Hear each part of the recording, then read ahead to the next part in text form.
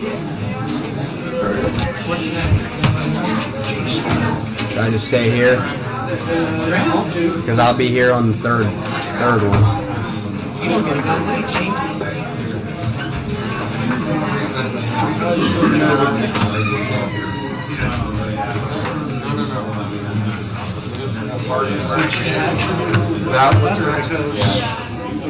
The next one, I'm right here. Yeah.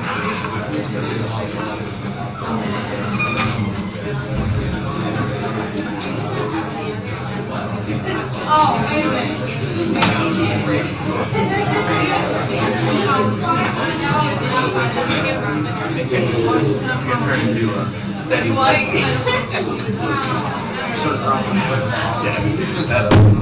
We need to have a conversation.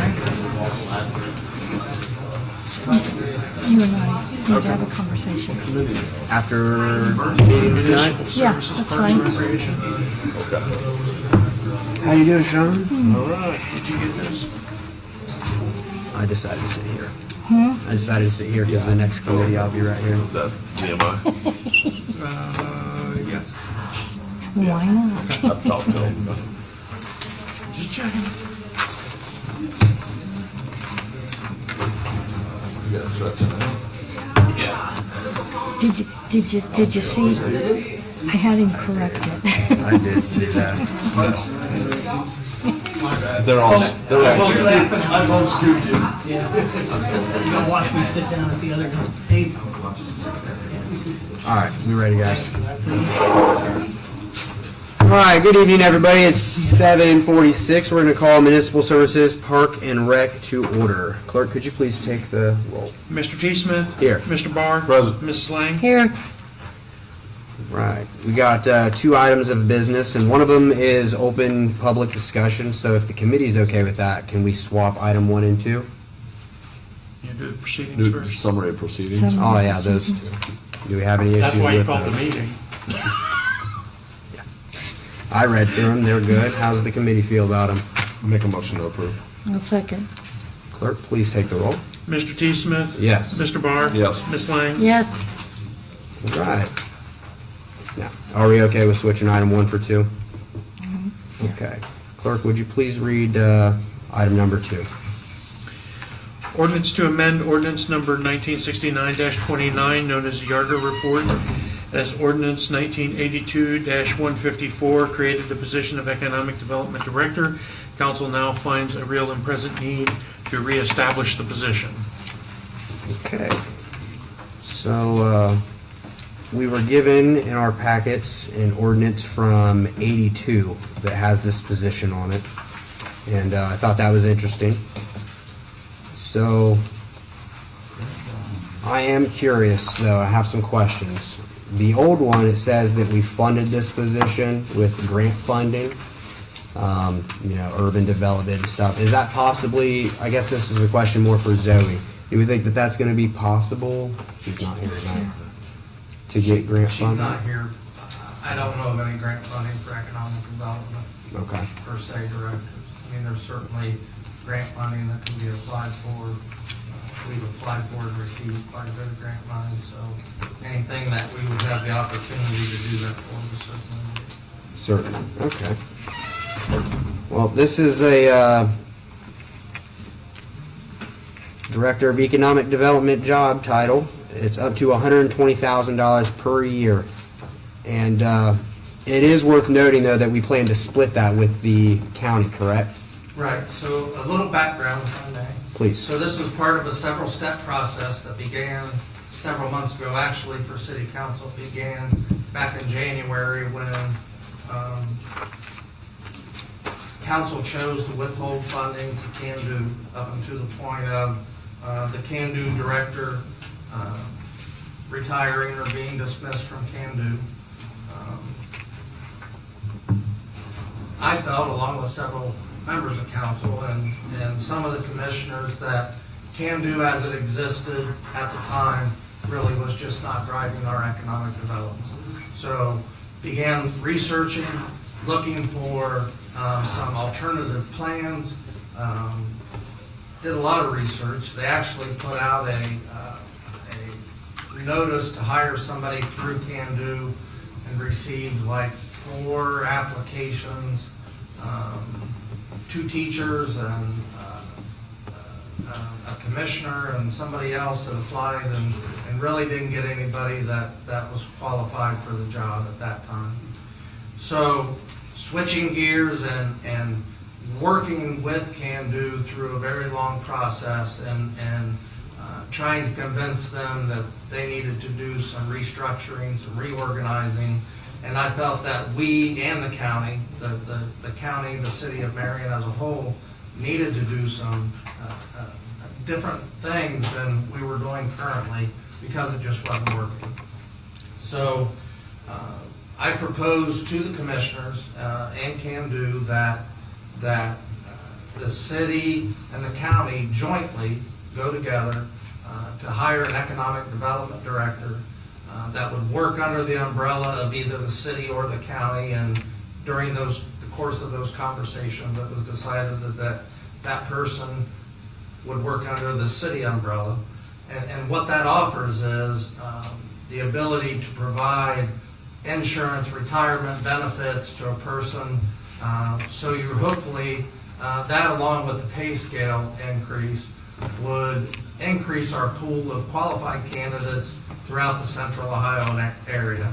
And I didn't just pick those numbers out of the air. Did a lot of research throughout central Ohio about the average cost for an economic development director, and that 110 to 120 range is kind of on the low end for our area, but we're Marion, not Delaware, so it's going to be a little bit different for us. And I think that it's, number one, it's going to drive a lot more qualified candidates to apply for the job, giving us a bigger pool to pick from. I also think that moving it under the city umbrella, with us and the county splitting the cost, that we will have more accountability by the director, and we'll better be able to impart our goals as a city and a county on the director and what they should be working on, and maintaining, at 60-70% of economic development is keeping the companies that we have here happy and increasing and expanding, like we were just able to do with Wyandotte and get them to stay here.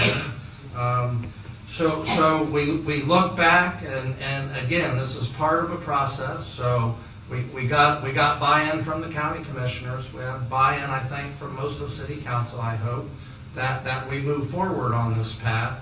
And this is the first step for us moving forward again. So we have to update the current job description that we have for economic development director, because like you said, it goes back to 1982 and was based on whether they got a grant or not and that kind of thing.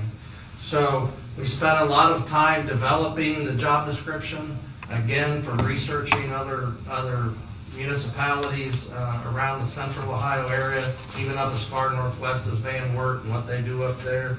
And there really is no set standard for how it's done in Ohio. There's kind of a hodgepodge of how they mix those things together. Most are funded somewhat by the city and the county jointly, so it's not really a new idea for us to have that. So we submitted the job description. You guys have the job description. That's what we're trying to do is get that job description approved in our Yarger report, so we can move forward with the next step of the process, which hopefully it would go to council and maybe suspend the reading so we can get this thing moving, because we've been without a director for several months now. We have been filling in. If we get a call from Denny over at Can Do where they got somebody interested in Marion, Mike and I will meet with them and talk to them. We've talked to a couple of different companies from Columbus looking to relocate here. So we're not stopping. We're still trying. It's just we don't have a director guiding the ship right now. And we'd like to get that moving and get somebody, get all the interviews done and get somebody hired and in place by the by January. So we can both account for it in our budget. They can account for it in their budget.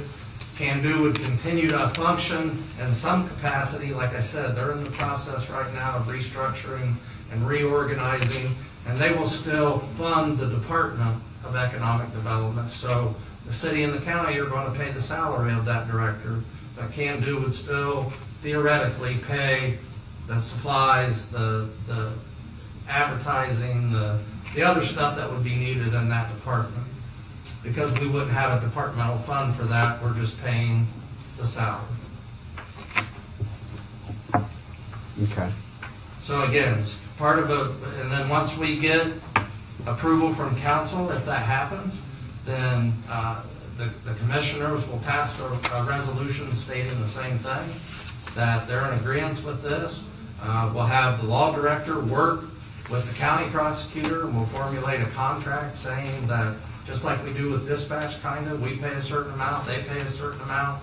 That person would be hired by the city and kind of fall under our structure, and move forward from there. So that would be that would be the next phase of that, would be getting that contract in place while we're doing the interviews.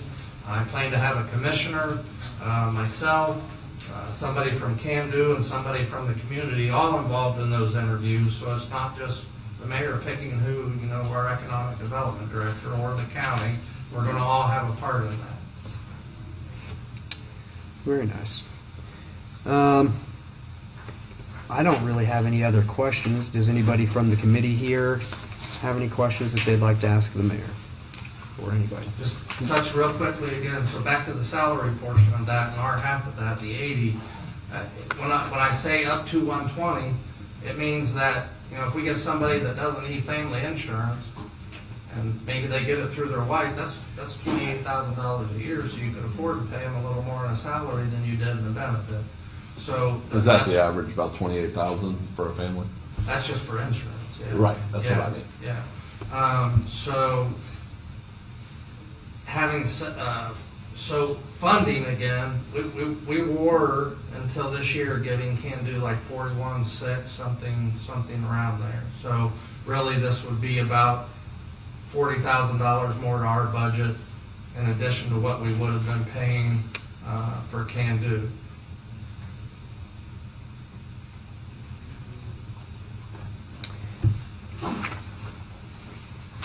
I knew there was one other question I had. The old ordinance said that this was at pay grade 27, and the new one here just says up to, like you said, they're 120,000. What is the pay grade for this position?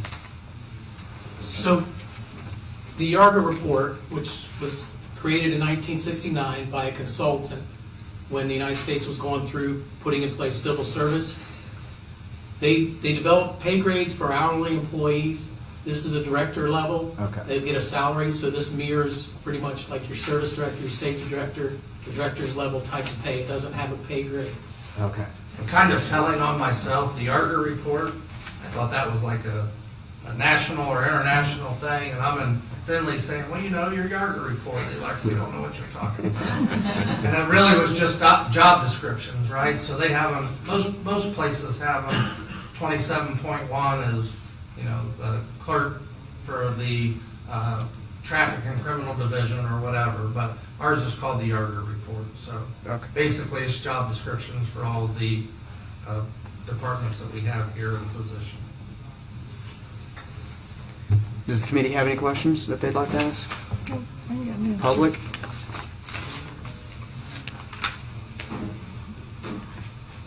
Wow. No ladies first. Terry Klein, 400 George Street, Marion. I think a question that needs to be answered. When Harry Button and Larry Brown were at the Chamber of Commerce, Larry Brown was doing the job of economic development, and the cost was shared between the city and the county. Why is it they decided not to have that position, but one position as economic development director with a private enterprise?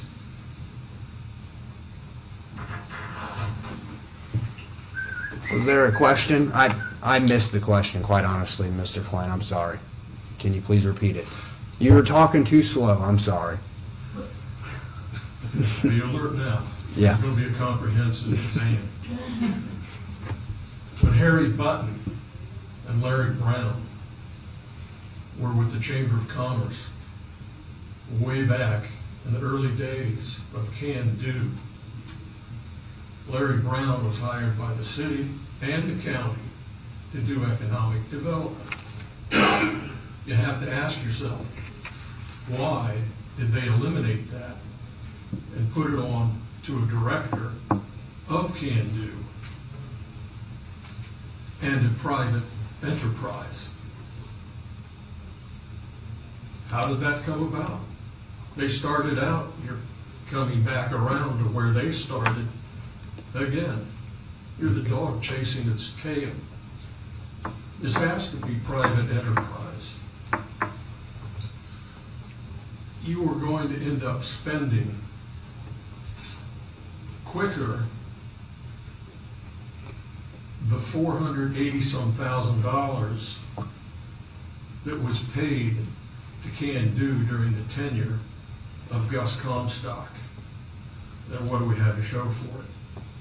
Another issue is, it would seem as though you would put out a notice for people, we want to hire an economic development director. Don't put out, oh, we're going to pay this. Big pieces of cheese attract big rats. During the interview process, you inquire to a prospective individual, what are your salary expectations? Then now you can measure, okay, so-and-so with these credentials, here's salary expectation, so on and so forth, so you can come up with something that would be a bit meaningful. Also, as I recall, $100,000 was the salary for the individual, $60,000 in benefits. Now we're down to 120. I would really like to see the job description for this advertisement, for this position. We're hiring somebody and we don't know really what's going to happen. We need a blueprint. We need a business plan. And I think it's incumbent upon Can Do and the board, with their brain trust, to put forth a business plan. Here's what our projections are. Then any prospective director can take a look at that business plan and see what he thinks of it. Is it doable, etc. There are a lot more things here too. Are we just spending $120,000 on a director and then, okay, what about support staff? What about everything that makes a business go? That is what is important. Again, a business plan. Just to say, oh, $120,000, you're going to get people, maybe they're interested, maybe not, or you could end up with another Gus Comstock. It's that simple. But I think you're kind of getting the cart before the horse. This needs to be private enterprise. Again, I put to you, name a government entity, an agency, that has ever been self-sufficient. None. Going the way that you have been, assisting Can Do with the monies. Why can't there be strings attached to that money? We demand a quarterly report. We demand this. Also with that job, I would like to see the description. Are there bonuses for achievement? What are those milestones Yeah, we have the whole for achievement? Is it just a flat out pay? Going to give you $120,000 and then only come in once a year with a report? That's nonsense. That is not good business. We need good business. Hey, think about it. And squeeze your brains. Thank you. Thank you, Mr. Klein. I'm not sure, sorry, Go right ahead. I'm not sure exactly what direction Mr. Klein's going. One minute he's not like I can do, the next minute hiring somebody directly isn't a good idea. Certainly the description you guys all have, that'll be made public on our website. When it's functioning, It's my turn. I don't care. Okay. Mr. Klein, I'm going to go back to, you lost all form of respect or me even listening to anything that you have. to Let's say. not do that. Let's just not do that. He didn't start that either. That's fine. I'm just talking about stuff he says Let's on just the stick- radio about Let's stick to the topic. the Mr. mayor and Come on, certain Mr. parts Mayor. of the anatomy of the Mr. safety Mayor. director, service director. I understand. Mr. Mayor, let's stick to the topic at hand, please. That's what I'm, okay. So the topic is, nobody liked the way Can-Do was operating. So we've tried to find a way around that. And this is the best option. We've looked across the state. There are a lot of places in the state that the person either is employed by the city or the county and they share the cost. So it's not something new that we're trying to do there. So we're trying to move on. We're trying to move economic development on in Marion. And this is what we would like to see sent on the council, at least for the consideration. For sure. And I feel like there will be oversight with this. I mean, you can't have a position through the city without somebody being their boss, I would think. So if they're not following the job description, I would imagine that there would be ramifications. Please. Naomi Craig, 365 Silver Street. I was wondering if you had done any research on third-party economic development companies. Because I've actually done some research on third-party economic development companies since this whole Can-Do debacle has been going on. And there are companies that they do nothing but economic development. And they do it for small towns, big cities, whatever. And they already have connections with national chains or like more regional chains, like Myers Regional, for example. So I talked to 4 different companies, and you can quarterly, annually, however, some of them are willing to let you like 3 to 6 month trial period to see if they get you results. If not, maybe we could reconsider this. It sounded like a lot less than 6 figures, what they were going to be charging.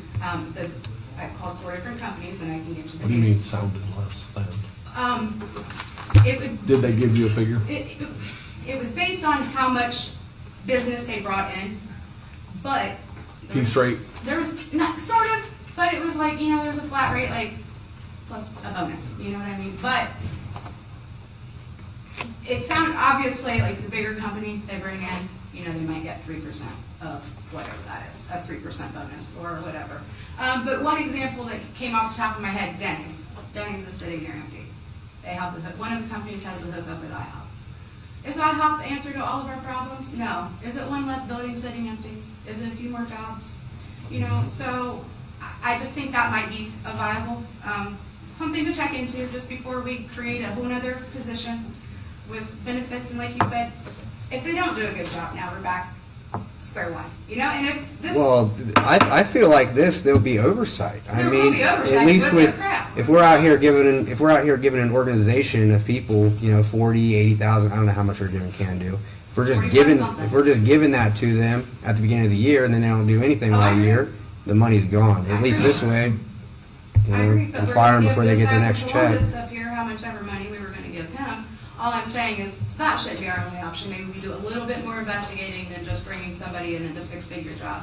Because I keep hearing 120,000, and I know it could be less, and it could be more based on benefits, and that's kind of influx. If I'm not mistaken, the assistant law director, Mr. Ratliff, makes $107,000 a year. He basically runs our court. So, is that right or is that wrong? I mean, 107. Partially wrong. Well, I know he does most of the criminal court stuff, and you do kind of like the statutory stuff. I'm not trying to be insulting. I'm just saying, for the role he plays, he plays a significant role, and he'd be making less money than this person. He does play a significant role. Yes. We agree. Yes. Thank you. So I wasn't trying to be I was thinking more statutory stuff your way. So I really wasn't trying to be disrespectful, believe that or not. But so we have somebody, court's a big revenue bringer, and they're possibly gonna be making more money than him. So, just something to think about. And he has an 8-year degree, law license. It was his choice. These people should have, the director of economic development should have to have a degree, is that correct? In something. That's the recommendation. Okay. His preferred. Any other qualification. questions from the public? Please.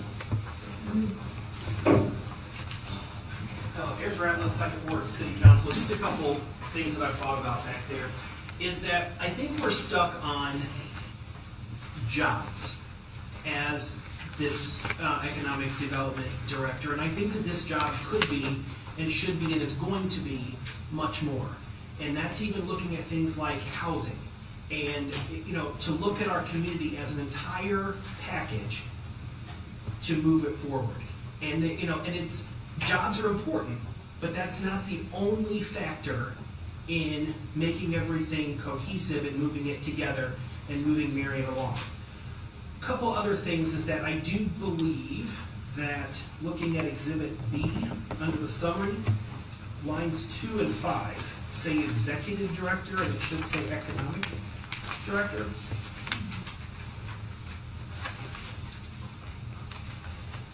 Yeah.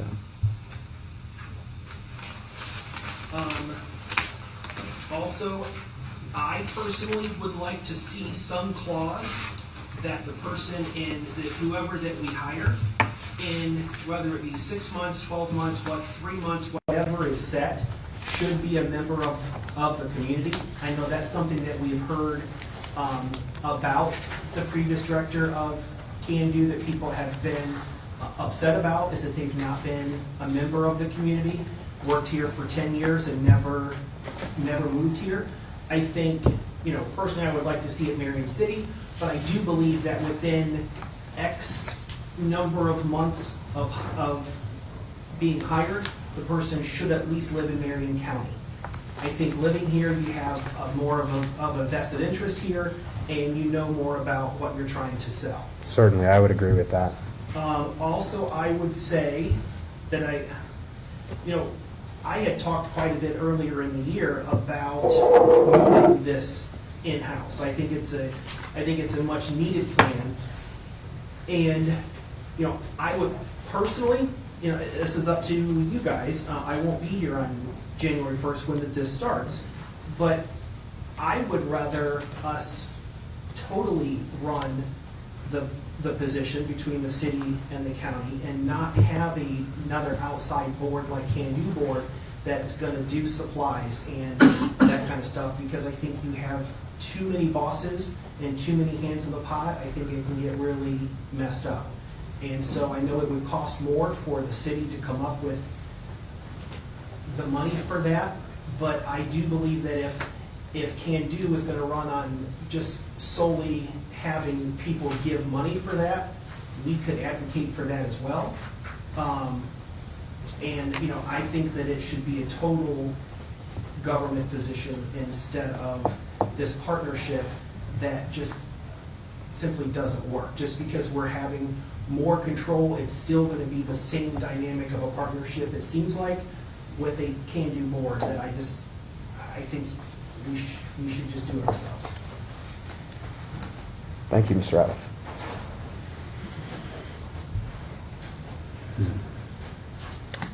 So, anything from the committee?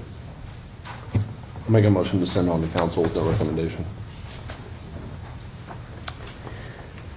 I can second. Did you second that? Please take the roll. Mr. T. Smith, Yes. Mr. Barr, Yes. Ms. Lang, Yes, And that can have any amount of amendments done to it on council floor, correct? Okay, moving on to item 2, we're going to open up for public discussion. So if anybody has you mean anything... item 1? Well, yeah, item 1. If anybody has anything they would like to bring to municipal services, please do so. Any questions about the parks? We can get them figured out.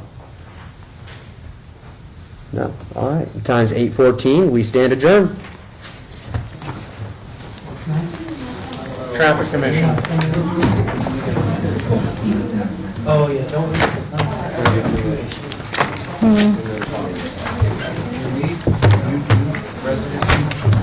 That's yours. Not, I know. I don't like using it. Makes me feel too powerful. I think we'll be okay, but let me do some research. Yeah. This traffic commission, Yep. Unless you can fix the speeding. Said unless you can fix the speeding. You're in the first chair. Jeff's next to you. Someone must not have got their cover letter. Got two of them.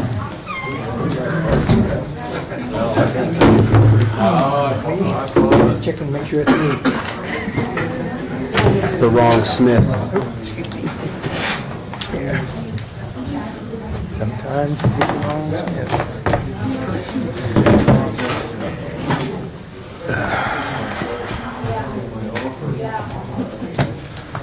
We got everybody? Yes, sir. Well, I'm not a lawyer, but I know they can't do it to us. Right. Silver Street.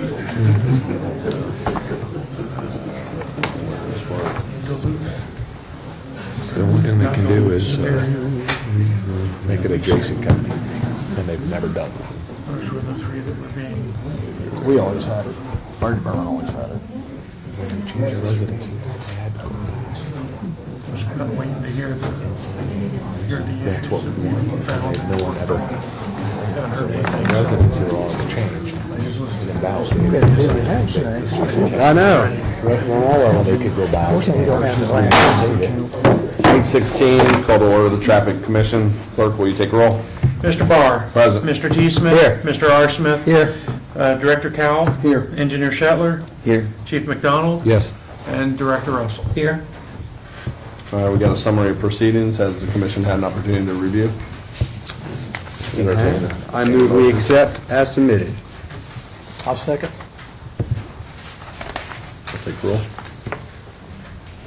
Mr. Barr. Yes. Mr. T. Smith. Yes. Mr. R. Smith. Yes. Director Cowell. Yes. Chief McDonald. Yes. Engineer Shetler. Yes. And Director Russell. Yes. All right, old business. Item 1, review of previous items. Which, Duluth and Superior, we got new signs up. Things have been slowing down over there. Miss Lang?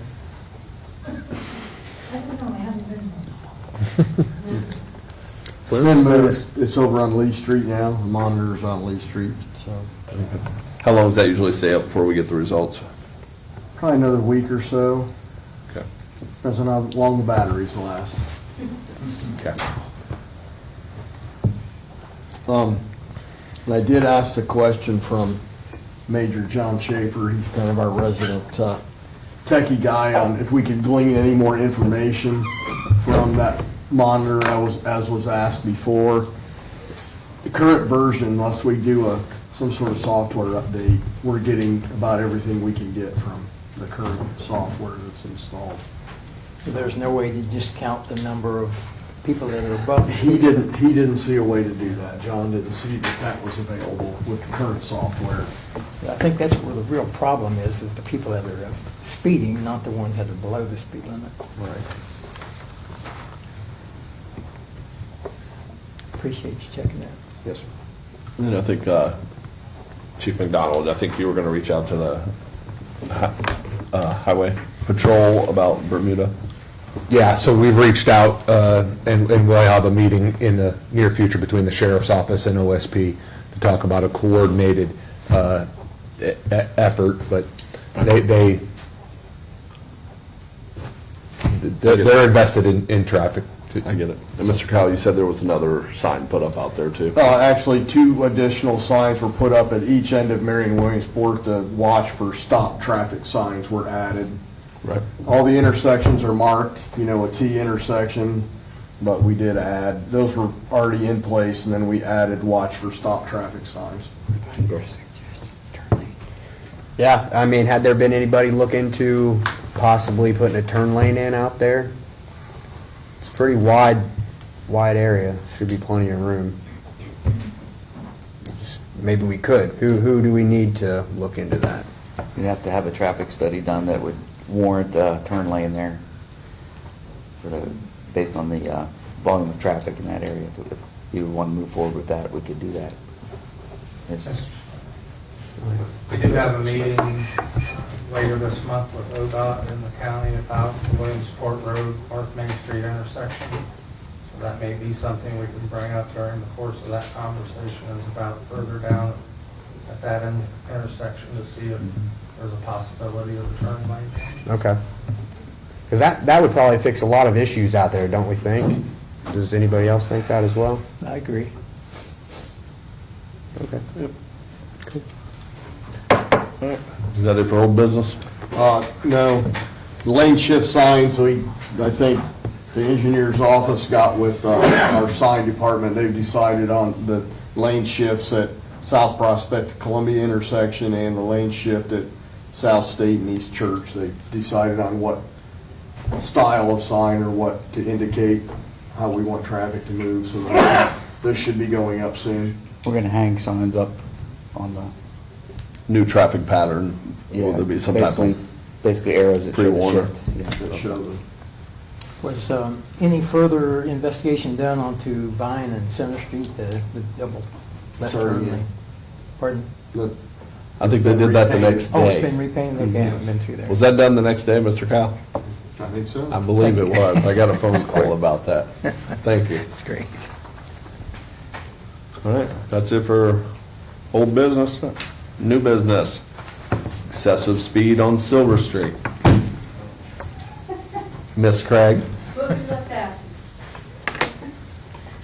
Naomi Craig, 365 Silver Street. Well, you all know about the ramping incident where in the middle of the night, the one car went over. I'm actually parking closer to the telephone pole now because I figure they'll take the telephone pole out before they get my vehicle. That's really what we're doing now.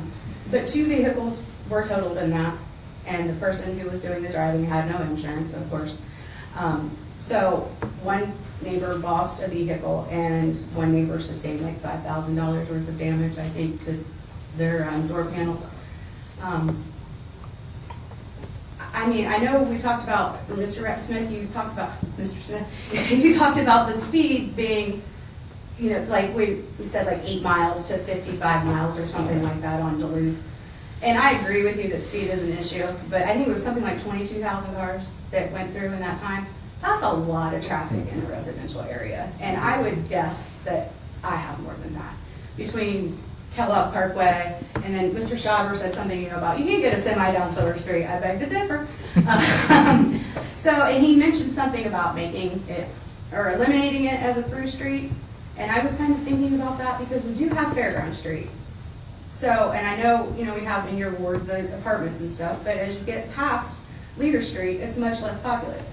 So it would make sense to, like, you know, reroute semis or whatever down there, or leave that as the 35 and make Silver a 25, because then you still have your 35 to get through town. Those railroad tracks are stopping people anyways. My thing is they get from the tracks and they see no other cars are at the stop signs and they just pedal to the metal. And then by the time they're to Oak Street, I bet they're at 50. So you've seen the main problem between Leader and Oak? Yes. I mean, that's obviously where I live, but when you get further down, the tracks stop. And then the side streets, people coming off the side streets. The bus stop really does concern me, being down there in the corner of Leader and Silver. And I was noticing this morning the high school kids are out, it's dark. And the high school kids aren't pulling shenanigans too much. They're standing there because they're mad because it's 6:40 in the morning and they're waiting on the bus. But the elementary school kids, you know, they're running around and playing, pushing each other and that kind of stuff. And I've heard brakes lock up probably at least once a week. That might be a little bit of an exaggeration, but twice a month, 3 times a month. So, yeah, I'll pay for the speed bumps if you guys will put them in. Well, we are gonna put the radar trailer, that's where it's headed next, is to Silver Street. We did do that once. It slows them down while it's sitting there. I'm with the chief. They see it and they're like, I'm hitting the brakes. So, right. So I do. Now, which way do you think it would be? Should we face it for traffic going east or west? I have an empty lot on the corner of Fahey and Silver, and I don't know what your guys' perspective is on this, but I'd be more than glad to let you sit it up off the street. So if you wanted to get both directions, you could. I don't know if that works. It only reads one. It only reads one way, and it needs to be somewhat close to the street Okay. to get them. So we've put them in the tree lawn. I don't like putting them in the street because I don't want someone to hit it. Right. You're welcome to put it in my empty lot to catch the people heading west. Okay. So that's my offer. And then I know that it had been put in front of my house before. I wouldn't suggest that because people get their cars raped into in the middle of the night. So you don't want to do. But if we could just get some help over there, I would appreciate it. We've got property damage. We had the person hitting their face with the scooter, ring doorbell being set off. So, and it's set to the least sensitive setting. You have to get on that porch before I know you're there. But the car set it off. So if you guys could help us out, I would appreciate it.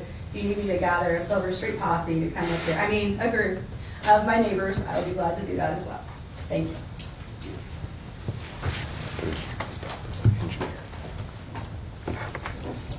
Matters not on the agenda? Hearing none, seeing none, we're adjourned, 8:25.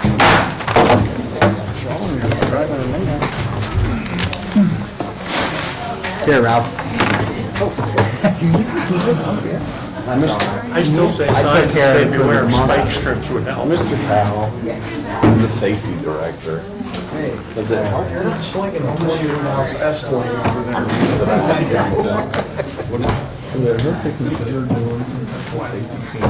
Safe driving, as a safety director.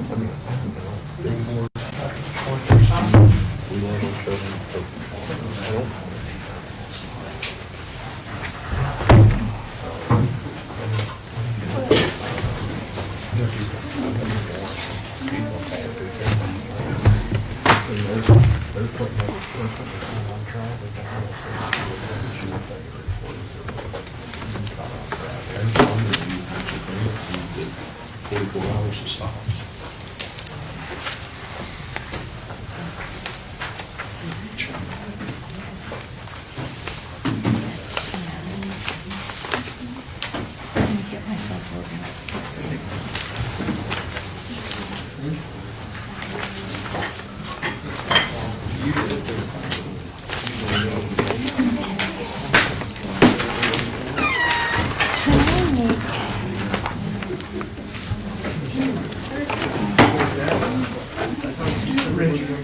Okay.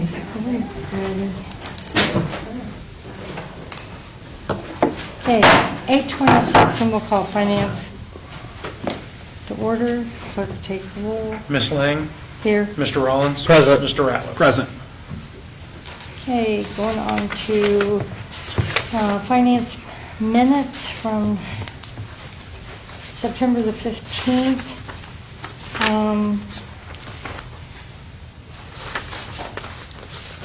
Can I amend these to, on page, the last page,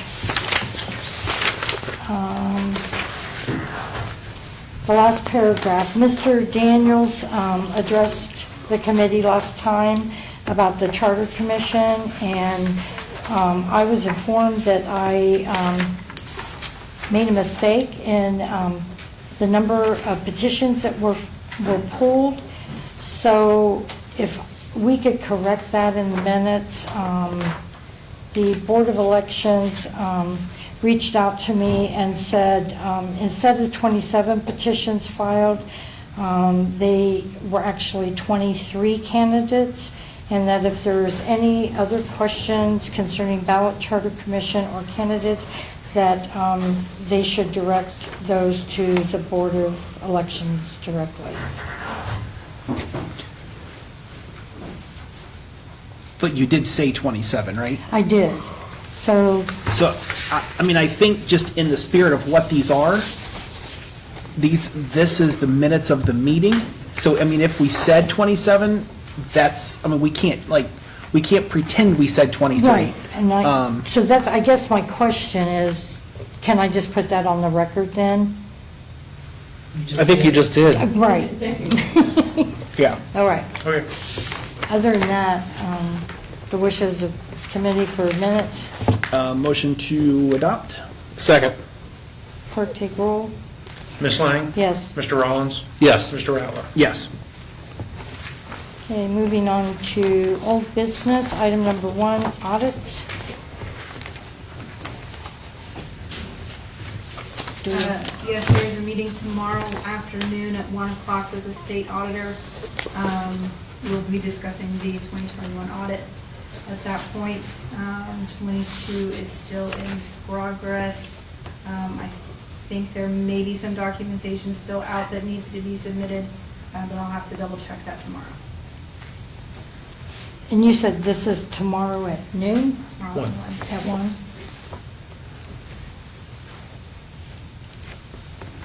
And you said there were still documents that are out? I believe so. I have to double check that though. And which ones do you think those might be? I think there was requests for bank statements from the courts, which I have not reached out to anyone at the courts, so unless you have. No, because there's additional information always being requested. Yeah, yeah, And this is for the 21? for 22. Okay, because it's my understanding, being in the email chain, that there was additional information that was requested by Clark Schaefer and Hackett, and that was in June 27th, and then on 8/25, a partial list of items was sent, and they sent an email saying that they were still outstanding as of today, and questions the items that she had questions on some of the items that she received. On 9/15, Martin responded with some but not all the requested reports, and on 9/19, Cynthia responded thanking them for receiving a number of the items, but from the list, an updated list of requested reports still is missing. In addition, still need information on questions contained in the original email of 8/25, recast reconciliation differences, general fund department functions, and new grant line items. On 10/1, they reached out to Veritas to get the requested information and supporting documents that they have not been able to receive. And on 10/3, Veritas sent them the requested information, which was a statement of cash position and the cross funds report. So is there additional items other than those that you know of that might be missing? No, that's why I said I had to double check. Well, I think from August 25th till October 3rd is quite a long time to have to wait for information. And I'm sure we'll know more tomorrow after our meeting with that. So is there any additional questions or, Yeah, why did Veritas have to provide that? because the auditor's office wasn't providing and they wanted to move forward?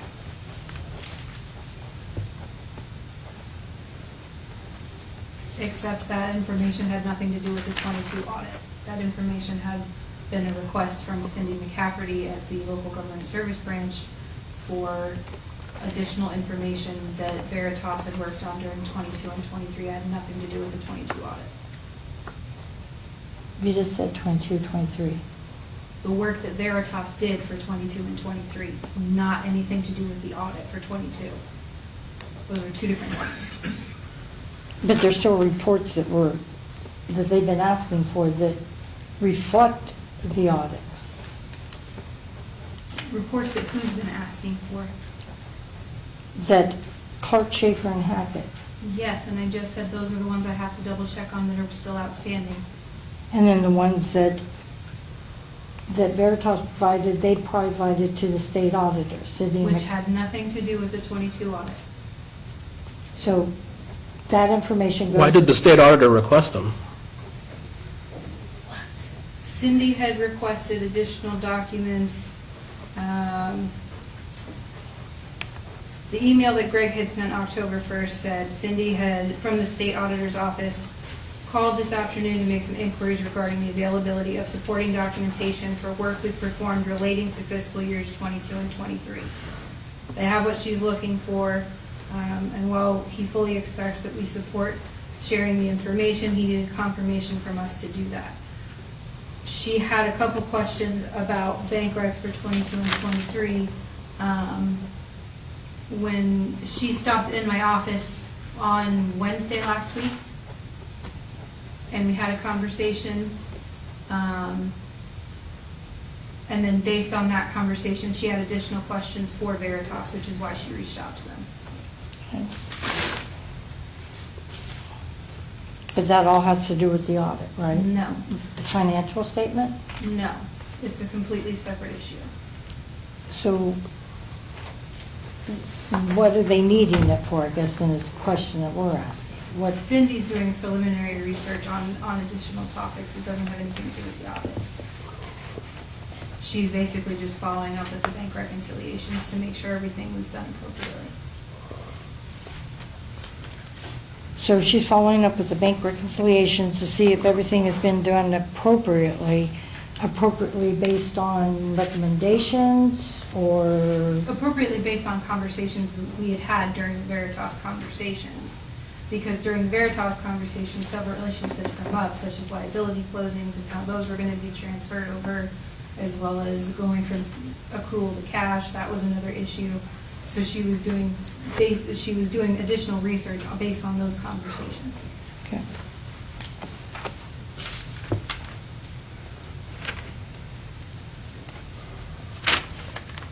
Moving on, is there any other questions? Did you get the firehouse contract read, signed, and turned in? Yes. Okay, so, again, I said it at the council meeting, and I'll say it tonight. Once we knew she was behind, once we knew she was having trouble getting her stuff done, we put extra work on her. I don't think it was anybody up here that did, but 6 members of council did. And if she doesn't have her other stuff done, at least she got that done. That wasn't her job to start with.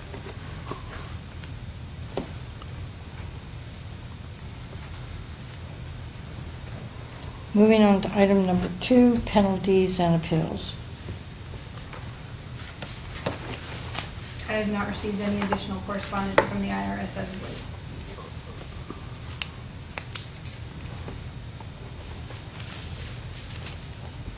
Have you updated the spreadsheet? Not as of right now. And you said you have not had any correspondence. You were going to reach out to IRS and by phone. Have you? I attempted to a couple times, and every time I called, they said they had longer than normal wait times and to try again the next day. And then they hang up. did you ask for the transcripts, the additional transcripts? How was I going to ask for the transcripts if they hung up on me? Can we email them? I don't have anyone to email. There's no contact that I have to email.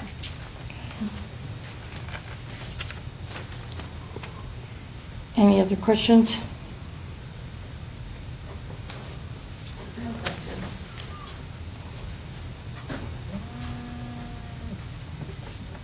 Teresa Lepke, 555 Normandy Drive. So I was looking at the attachments again to the agenda, and I know it's a CV.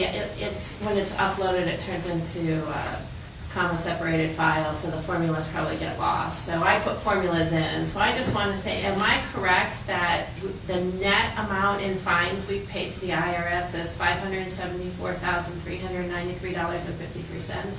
Somewhere around there, based on what I could put together. Okay.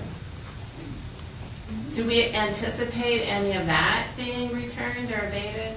I think some of it has been. No, I don't. That's the math. I mean, I did the math where we Yeah, paid so that's you're talking about the difference. $962,583, right? And then we got abated $388,189, and that's the net difference of $574,000.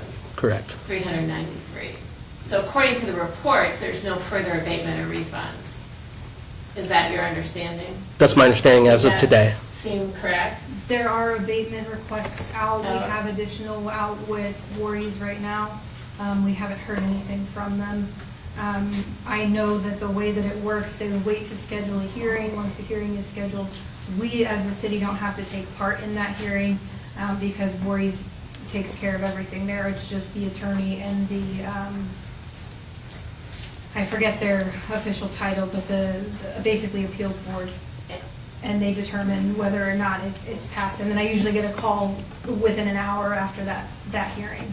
And in the meantime, is there a plan to go back through our records and make sure that when we're trying to determine how much we've paid in fines to the IRS, it's not that's what we think or that's about right or that's what we guess, but we actually know? That's why we keep asking for this transcript from the IRS, because what we'd like to do is take that spreadsheet and compare it to their transcript.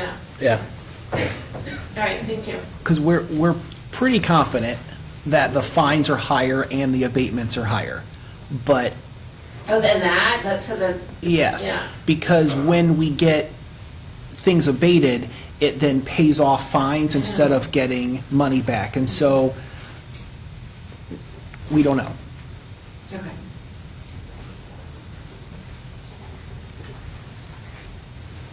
Any other questions? Moving on to item number 3. ESID amended. Clerk, can you read, please? Ordinance approving additional appropriations for current expenses in the ESID pass-through funds for the year ending December 31st, 2025. Okay, this is coming from the auditor's office. It originated in committee on 8/18 and then went to council. We kept it. No changes were made. No changes made, remained in committee on 9/15. This is the third version, was received on 9/23. I know there were some questions on the amount that we had received and the amount we dispersed and the fact that there was a negative balance. A negative balance, what do you mean negative balance? I think it was a positive balance, 10,000 and some dollars. Yes. County auditor collects taxes. They send those taxes to us. So we collected, what was it?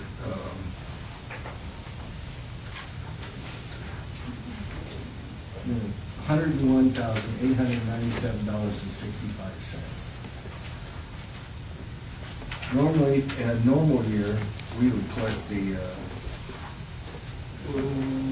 who's that? The 92,000. So the difference is around $10,000. That's because last year the brickyard didn't pay their taxes to the county. So we collected an additional $9,000 this year.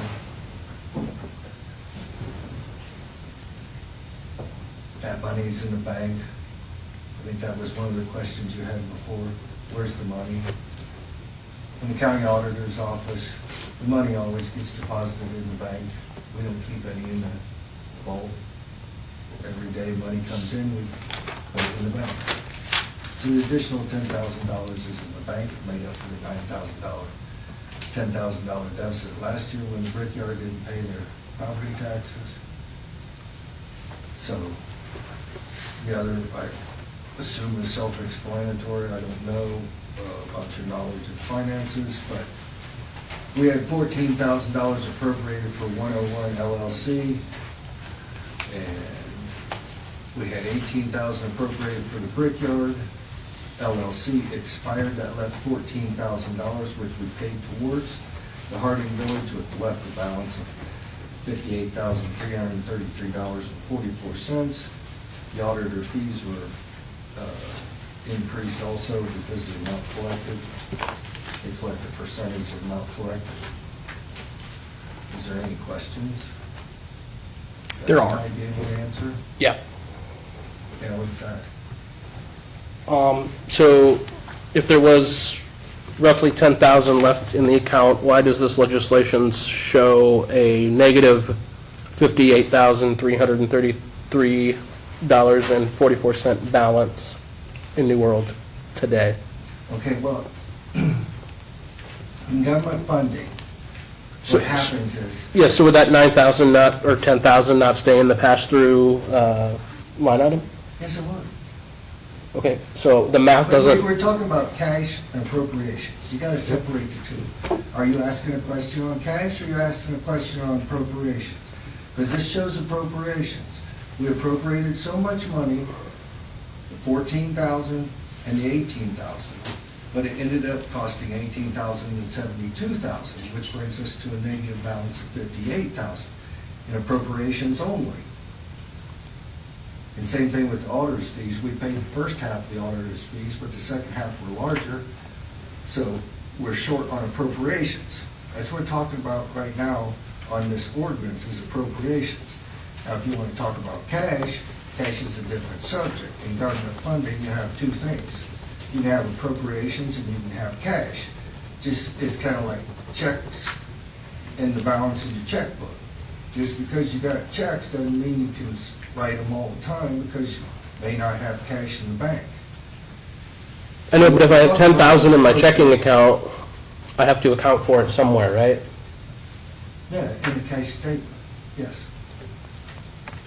So that doesn't show up in our new world balance.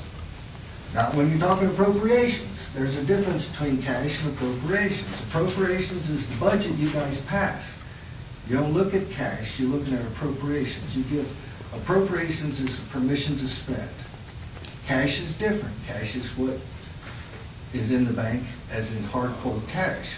Like I said, appropriations are like checks. Just because you have appropriations doesn't mean you can write a check if you don't have cash in the bank. So were these already paid? Yes, they were. That's why. So how can you do that without an appropriation?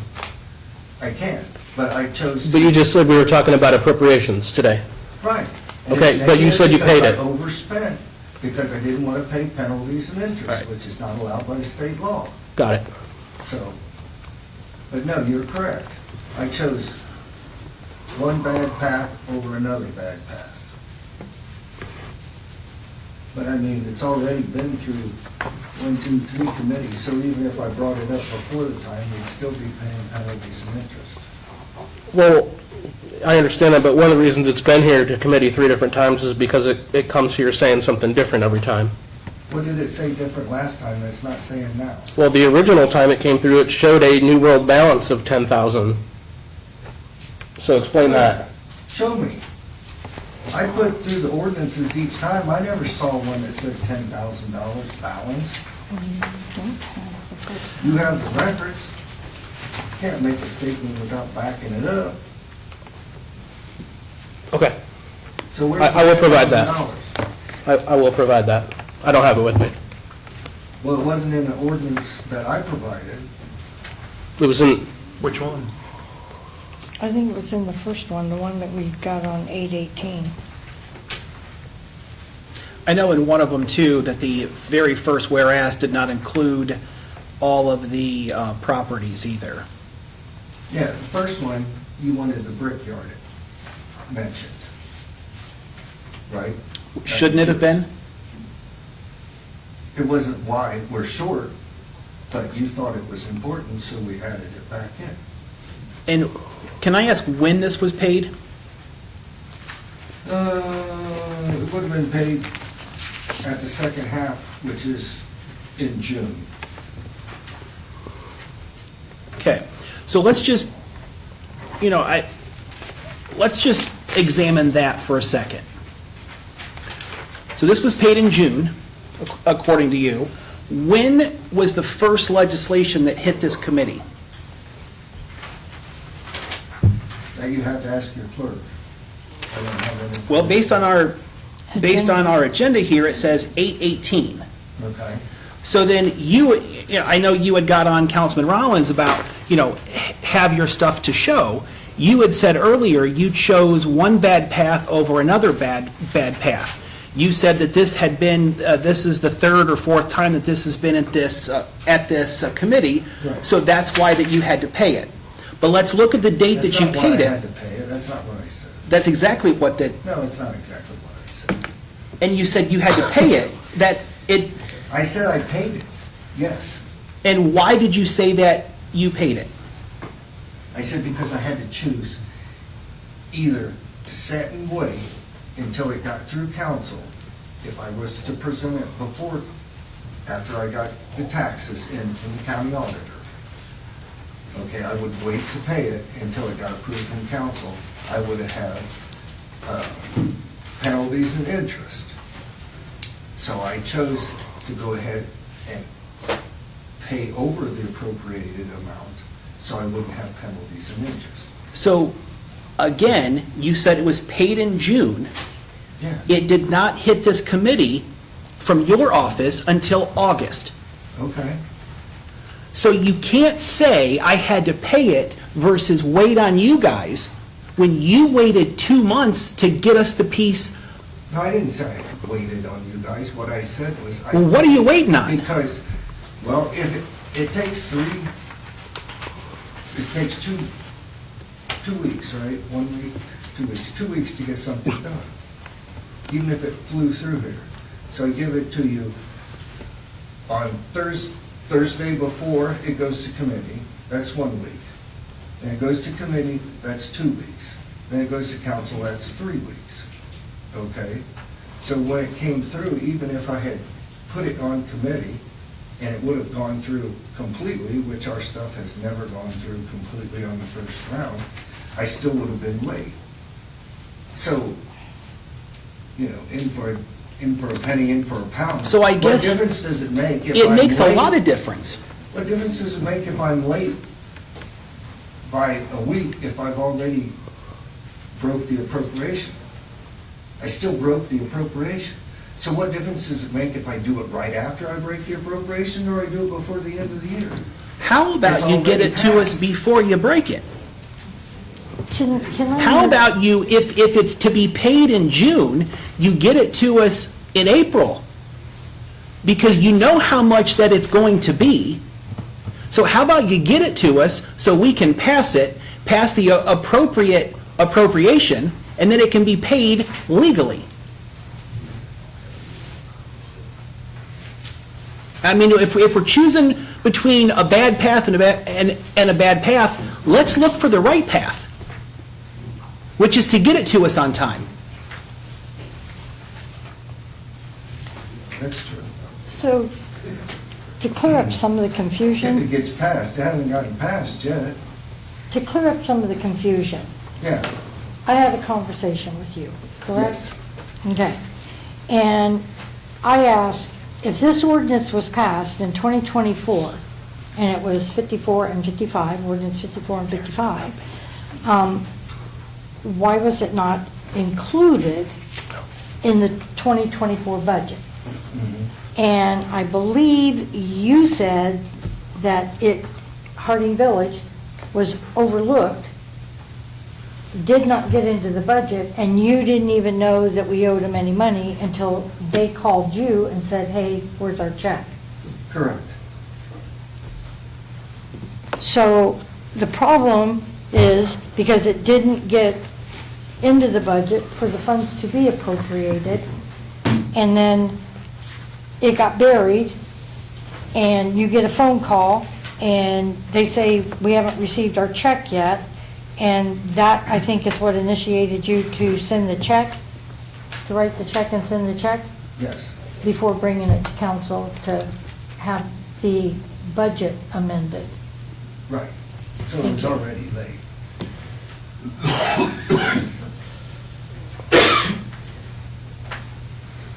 And then I have one more question on this topic. Are you allowed to pay something before it is appropriated? No.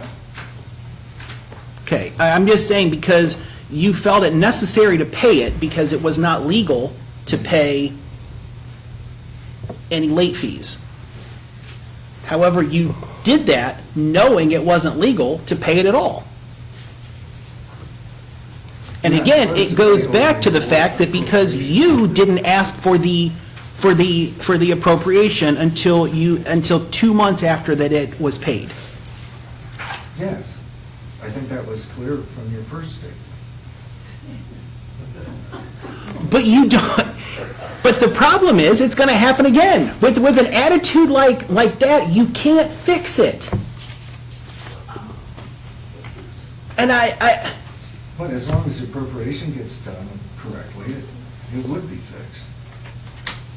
But it got missed, we had a change in the way things are done, so it got missed. What do you mean we had a change in the way? Tacy took over doing the budget. Remember Tacy? Yeah, Has Tacy, and Chelsea's Tacy asked you if there were any appropriations that needed to be added to the budget, and this was not given to her. Yes, I gave her the list that I had, I forgot to add that one. Okay, so let's not blame it on Tacy. I didn't blame it on Tacy, I'd never blame it on Tacy. I Well- said there was a change. I didn't say Tacy made a mistake, I said there was a change. I'm not making an excuse, I'm giving you a reason. Wish it had committee. so, so what happens with the $10,000? Like, where does that go? Because it doesn't, $10,000 doesn't go anywhere. The money it just that is sits, it just sits in the bank forever?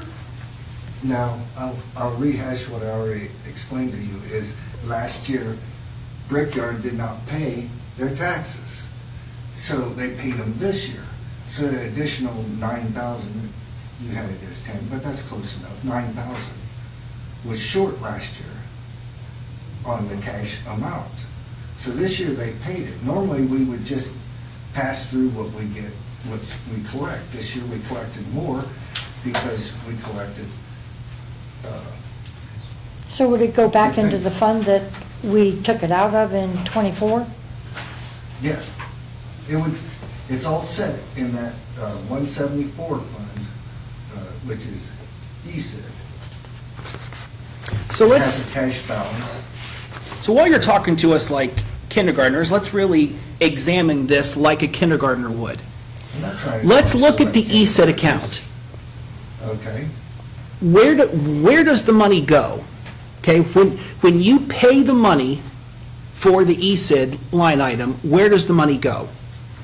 It goes to Toledo Port Authority, and it goes to whoever does the Harding Village. They set up a special program, it's called pt2 LLC, Okay, and where does the money come from?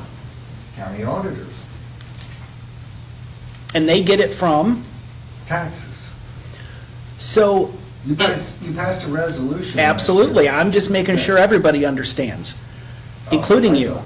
So, I was just. when somebody pays their taxes, Not somebody, but these two companies. okay, when somebody that's on the ESID plan pays their taxes, it comes to us, and then we pay it, And then it comes. and it goes to the auditor, then it comes to us, Yes. and then we pay it to the Port Authority. Right, whoever loaned them the money. Why would we have paid money to a Port Authority last year that the person didn't pay? Because we signed an agreement with the Port Authority that we would pay it, okay? You look in your ordinance that you passed, 55 and 54, the city made an agreement that we could pay this from collected taxes. It didn't say that, if they don't collect their taxes, we just call them up and say, so sad, too bad. Now, I don't have the agreement in front of me, but verbally, that's exactly what has been said, that the city is not on the hook for it, that if the person does not pay their taxes, the city is not on the hook. Mark, that would be a legal question. We'll review the agreement to confirm that the language provides that if the property owner fails to pay their taxes, my understanding of the agreement says the city will not use general fund money. to Correct. make up the difference. But let's look at the agreement. We'll bring that back to council Monday night. Okay. Because if you and I are correct on that, we need to explore how that got paid last year as well. Agreed.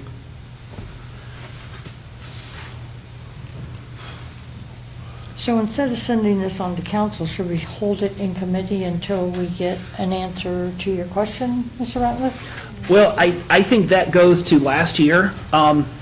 Honestly, it doesn't matter if this is held in committee forever because it's already paid. Exactly. There's honestly no reason for us to even pass it. It's already paid.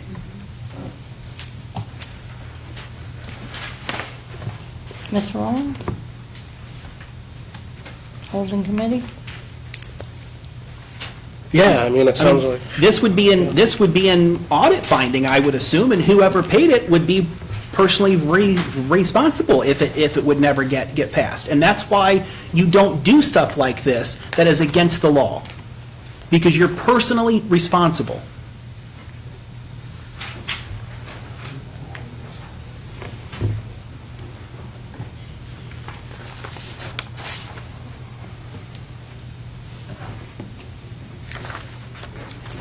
Okay, moving on to item number 4. Ordinance 2025-098, designation of deposits. Ordinance designating depositories of public monies of the city of Marion and declaring an emergency. Okay, this is been to committee, been to council, then returned back to committee from council. There was a question on the depository active monies, primarily the Premier Bank.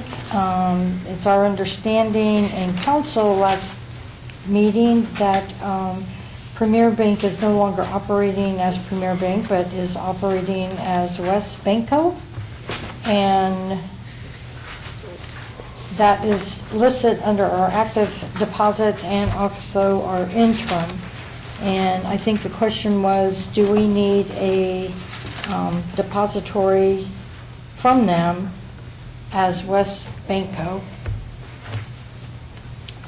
The other issue was that we have money in places that are not, that we do not have money in places that are listed. Indicated, yes.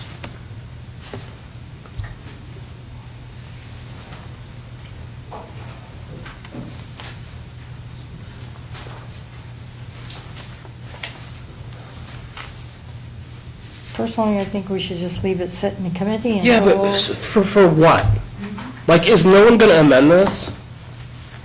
Do I just need to sit here and shout out amendments? Like, I think that's absolutely ridiculous. That for 3 months, somebody can't put together a piece of legislation that we can pass through this committee. So I'm just going to sit here and start shouting them out. So I would propose an amendment that Fahey Bank Company is 20 to 45%. Chairman, may I make a suggestion? No. The suggestion should have been... Chairman, I'm not discussing it. Why couldn't you... The fact of the matter is, it says here that on the basis of operating needs, the city will place the first $25,000 in cash in the Fahey Bank. $25,000 in the bank is not going to work. This legislation probably came out in 1950. If we had $2.5 million, it'd all be in Fahey Bank. Thank you for making my point. Why couldn't this come to us ready to be passed? Because it's been passed like this for years. I'm sure this is the one that Tom Shesky, Jones Casotis, Tom Pannett all pushed through. Well, it's definitely not, because somebody's gone through and underlined and made some things bold and added banks and took banks away, so it's definitely not the one that was passed in 1926. The form, excuse me. But yes, we changed banks because the banks aren't the same as they were in 1960. So then someone has amended it. Yes, they have. Thank you. But it's also up to council to decide outside. I just made I made a motion to amend.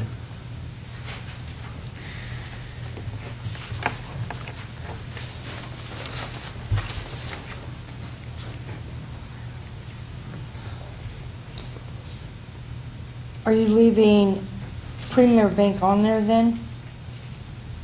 I made a motion to change the percentage for the Fahey Banking Company from 35% to a range of 20 to 45%. Well, Fahey Bank it's only a bank only can hold 3.5 million. Then somebody should have done the math before we got here. Well, the math is okay. Okay. Then I'm going to stick by my motion to amend. It's been my understanding from the past that we can't put a range. And that's why the first $25,000 is there, so that however that it's done, whether it's done weekly, whether it's done monthly, or whether it's done quarterly, that we stick by a percentage above the $25,000. So again, the way it's been explained in the past is that we can't have a range. And if we do have a range, we should get rid of the first $25,000 that doesn't count.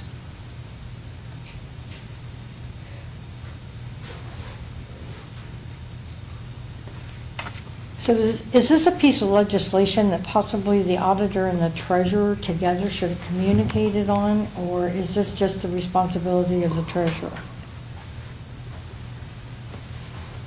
Can anybody answer that question? It's here because the treasurer asked that this be introduced and passed. That's why this is before you. Isn't this something that's required to be passed every 3 to 5 years? So it's required, but we've done it within the last 2 or 3 years, and it's good for 5. So this isn't necessary, but Mr. Reese felt it was necessary for updating names and some other items. So the treasurer's brought this before you.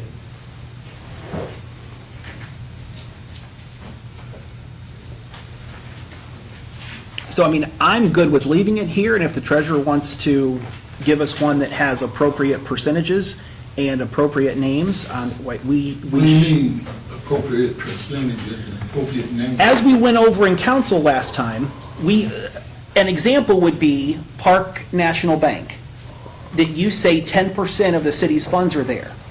No, they're not there. I know they're not. We only can put 10% of what our value is there. Correct. Yeah. But currently $0 is there, is what that you said. We'll just have to pass for us to use them. Okay. So, It's a struggle without a range, right? We're gonna need It's an absolute 2.5 struggle, million because at any time, just to pay. like, I don't know how you can pass this without a range.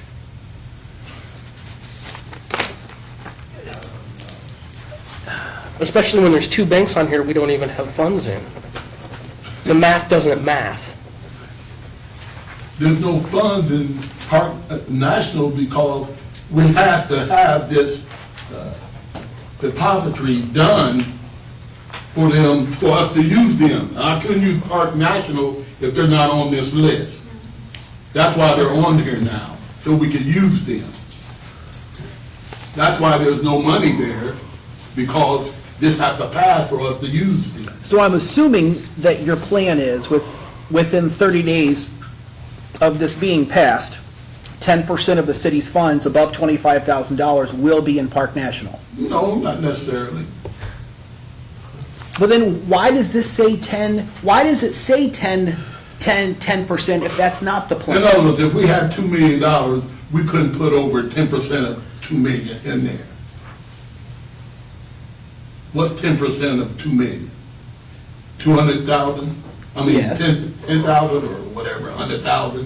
You're the treasurer, sir. This is pretty. 100,000, 10% of 2 million, what is that, 100,000? 200,000. That is that would be 5%. Maybe In other that's, words, we could put over 200,000 in there if we just had $2 million. correct. Right. So, I can't do this anymore. I can't. Let's talk I mean, about is it. that understandable? Do you understand that? We can leave it here. I Just leave say, it I here. say leave it here until I can't do this tonight. we've got the other one that's in place. It's good for 2 more years. At least. So I say Roundabout. we just leave this in committee because, I mean, we've got Premier Bank on here and there is no Premier Bank. It's operating as West Banco. No, West Banco, the VP, when he signed the application, he said, we still using Premier Bank. I have to go by what they say. In other words, it's West Bank, but they still under the contract with Premier. You got the application, I sent you all the application. The VP said, I said, wait a minute, you're West Bank. He said, no, we're still under the Premier. And he signed those papers, the application, everything as Premier. I can't tell them what to do. He's the VP of the, yeah. Let's Okay, move on, Madam So we're Chair. going to leave this in committee. Moving on to, I don't even know, new Number business. 5. Item number 5. Resolution accepting the amounts and rates as determined by the Budget Commission and authorizing the necessary tax levies and certifying them to the county auditor. Okay, this is coming from Deputy Auditor Watts. The county auditor sends us the rates, the tax rates. We either accept them or we don't. We either get the money or we don't. I don't know how else to explain it. When is this due by? October, I don't think I put it on there. I think it's October 15th or so. Maybe it's the last of the month. You, I don't know. you tell me. I don't know off the top of my head. I'll make a motion to send this on to council with a recommendation to approve. I'll second that. Well, if this is due before the end of the month, wouldn't we not need to have an emergency clause on this?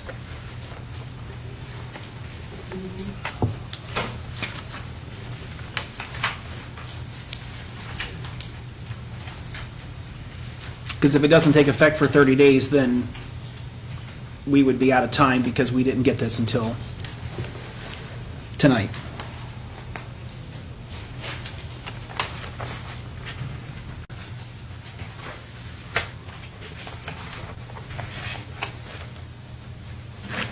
Madam Chairperson, I would suggest that there be an amendment to include the emergency provision that's commonly utilized, just to take away any and all questions, whether or not it's related to appropriations. That's the legal question, is it an appropriation which doesn't require an emergency provision, takes effect immediately?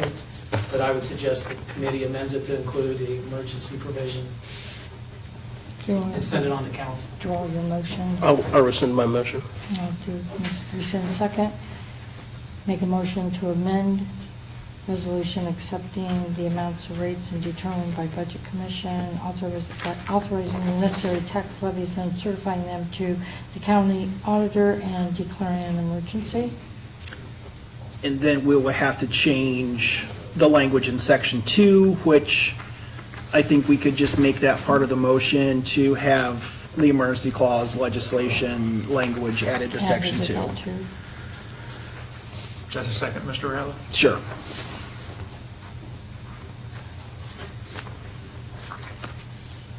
I'll second that. Oh, no, I made the motion, he seconded it, so clerk will roll. Ms. Lang? Yes. Mr. Rollins? Yes. I want to call you Mr. Aaron. Whatever works. Mr. Ratliff? Yes. Okay. Now, do you want to make a motion to send it into council? I'll second yours. How about that? Okay. Motion to send on to council with approval. Clerk take roll. Ms. Lang? Yes. Mr. Rollins? Yes. Mr. Ratliff? Yes.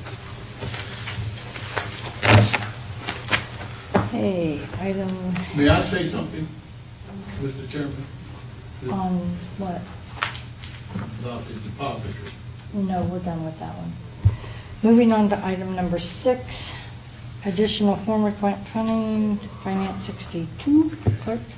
Ordinance appropriating funds to the formula grant for the fiscal year 2023, grants for the year ending December 31st, 2025. Okay, so 31st in the heading, it says December 3rd. You could change that, please.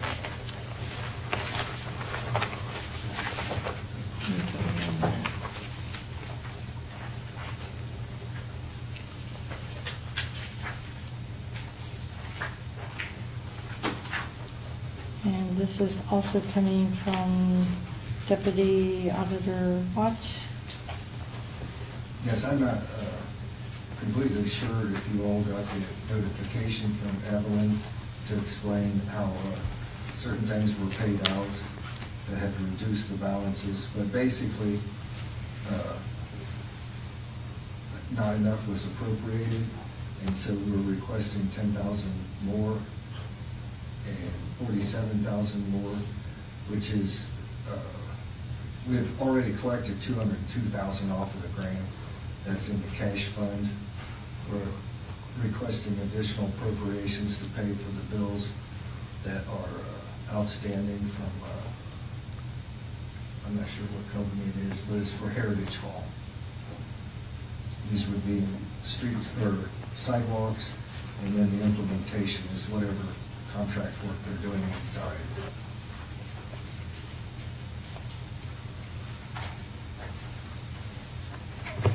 And this is part of the 202? Yes. Not all of that was collected this year, some of it was collected last year. But the grant, it's a 2023 grant, and it was for $202,000. We collected some last year, we collected some this year. Some was paid out last year, but the bulk of it has been paid out this year, and there's like 80,000 left to be paid out from the funds collected. There'll be other bills that they pay through different means, but that doesn't cover our 406 program. This would only be for the grant, for the formula grant fiscal year 2023, which was 202,000. It would pay off the rest of the grant. And the $58,264 was just missed and was an oversight? I don't know if it was missed. Some of it was, but there was also bills for the 2023 that were supposed to be provided last year. They didn't come through. My fault, her fault, I don't know, it doesn't matter. But then they were collected this year out of it, but it reduced the funding that was available in the appropriations. But bottom line is, no dollars are coming out of the general fund. This was all received by the grant, just somehow it's $58,000 off. Yes. Okay.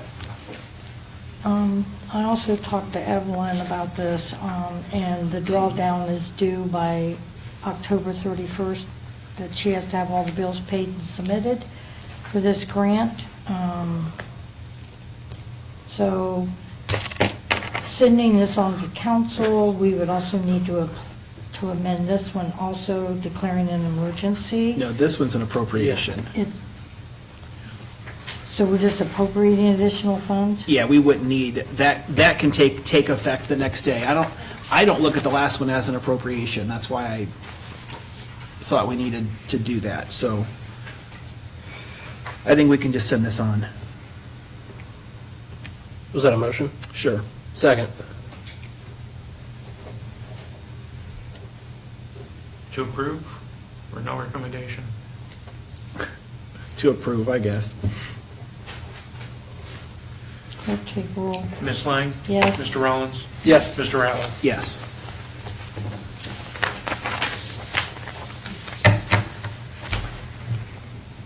Moving on to item number 7, Finance 63, insurance appropriations. Ordinance making additional appropriations to the insurance proceeds fund for the year ending December 31st, 2025. Mr. Reno?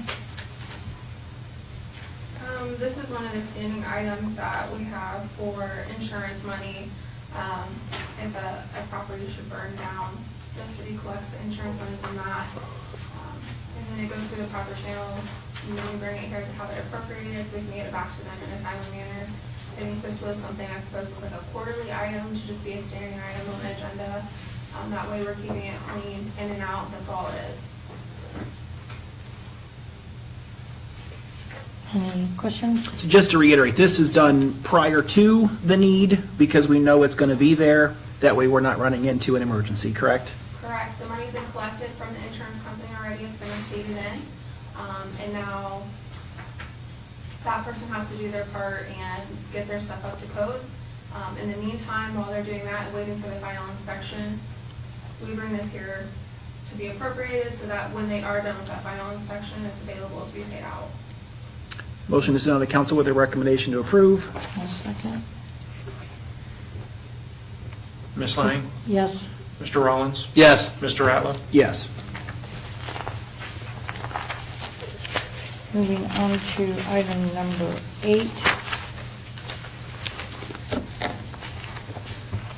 Finance 60. Ordinance requesting additional appropriations to the SCMR fund in the below listed line items for the year ending December 31st, 2025. Okay, this is also coming from Mr. Reno. This was another standing item, and I think I maybe got a little wonky because of the 5th Monday. But this was supposed to be a monthly item, and this is for the pavement and excavation bonds. It's the same type of deal, I guess. It's like the person does the work, we go out and inspect it, make sure it's where it's supposed to be, and then we can refund the money. So it's already been collected, waiting for the field inspector to go out and complete his inspection, and we want to make it available so it's done in a timely manner. Motion to send to council with a recommendation to approve. Second. Clerk, take roll. Ms. Lang? Yes. Mr. Rollins? Yes. Mr. Ratliff? Yes. Item number 9, Finance 65, vehicle disposable ordinance. Ordinance authorizing and directing the Director of Public Safety to dispose of one vehicle previously utilized by the Marion Municipal Airport and declaring it is no longer necessary for any public purpose and declaring an emergency. Okay, Mr. Powell. This was a vehicle that was at the auction that missed the original list to be approved by council to sell. Once we realized the mistake, I contacted Mr. Russell at the day of the auction. He graciously took my phone call and advised that we could go ahead and sell it with the stipulation that if the council did not approve it, then we would retain the vehicle. It did sell. A bidder did bid on it, and it did sell. So after, if you guys pass it through committee, it would go on to council, and then we could release the title to the highest bidder.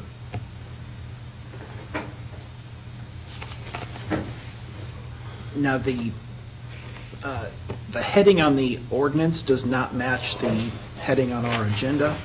Just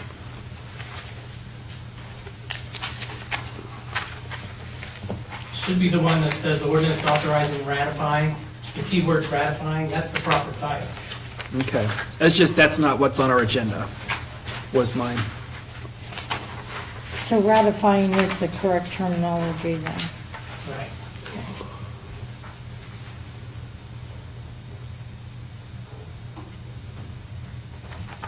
Motion to send to council with a recommendation to approve. Second. Clerk, take roll. Ms. Lang? Yes. Mr. Rollins? Yes. Mr. Ratliff? Yes. Okay, moving on matters not on the agenda. We've got one out here. So first of all, matters not on the agenda. Couple of questions I have is where are we at with ADP? As of right now, there's still work progress being made. There's additional documents that need to be turned in. We have an implementation check with them tomorrow. They have all of our current payroll data as of the last paychecks. The initial thought was that we would go live on Friday. That's not happening. Our goal now is the 24th. I'm hoping to get another session scheduled with supervisors over the next few weeks. We did have one session a few weeks ago, and it was very productive, very helpful. So I'm hoping that we can get another session in before we go live, just to answer additional questions.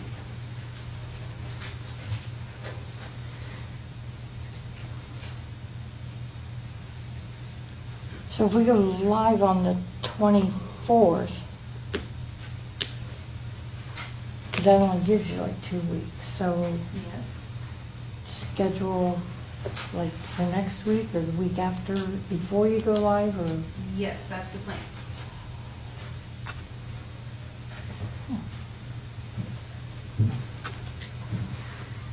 Any questions?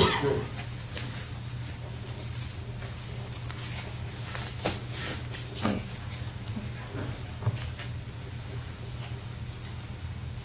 Teresa Lepke, 555 Normandy Drive. I'd like to ask a question about the recent men's breakfast hosted by the mayor.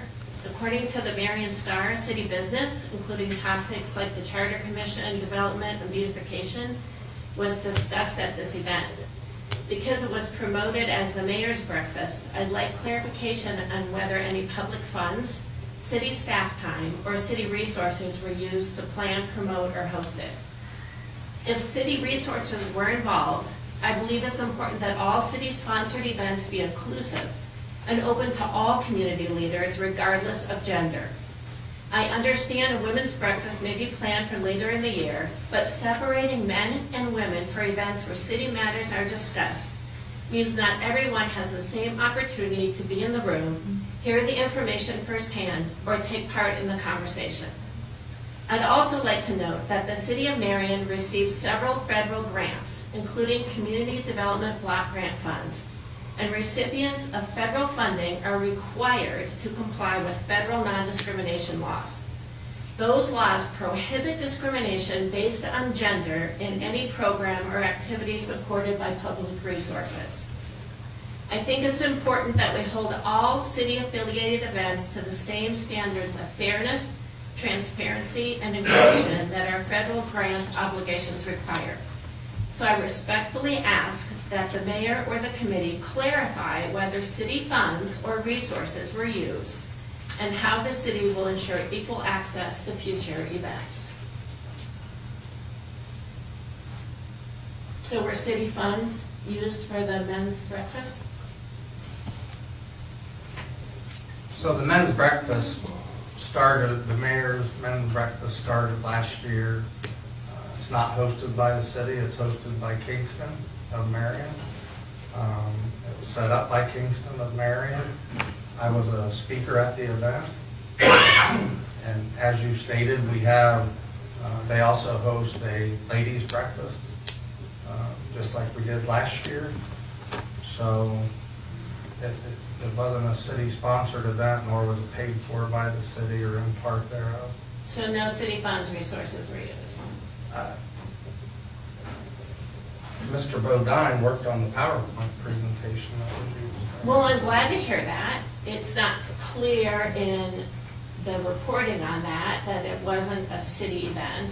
But I would also urge that out of respect for people being together in the room, that you not participate in events that exclude one group of people over another. It's very offensive to read that there's a men's event that women are not invited to. And I think that as a public entity, even if you're not using your resources, the city should not participate. Point well taken. Thank you. Any other matters not on the agenda? Okay, we stand adjourned, 9:27.